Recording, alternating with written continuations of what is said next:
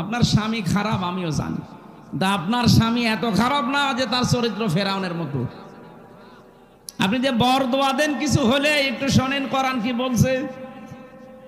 দারাবাল্লাহু মাসালাল লিল্লাযিনা আমানু ইমরাআতা ফিরআউন ইয ক্বালাত রাব্বি বিনিলি ইনদাকা বাইতান ফিল জান্নাতি ওয়ানাজ্জিনি মিন ফিরআউনা ওয়া আমালিহি ওয়ানাজ্জিনি মিনাল কওমিজ জালিমিন। সূরা তাহরিমের ভেতরে আছে 11 নম্বর আয়াত।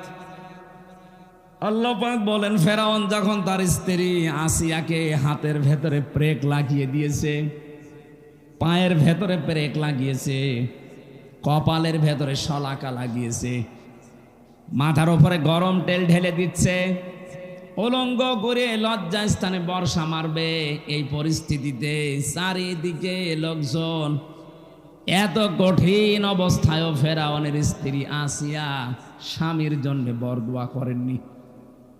এই কঠিন পরিস্থিতি যখন চলছে, আল্লাহ পাক জিবরাইলকে বললেন, জান্নাতটা তুলে ধরো তার সামনে।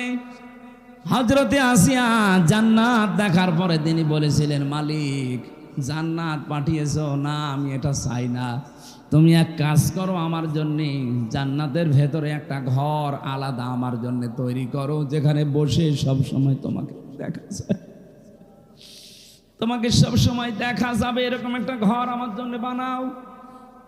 ও মাবুদ, জান্নাতি যখন জিবরাইল ফেরেশতা দিয়ে পাঠিয়ে দিয়েছে, আমি আর একটা আরজি করি, ভালো করে শুনবেন।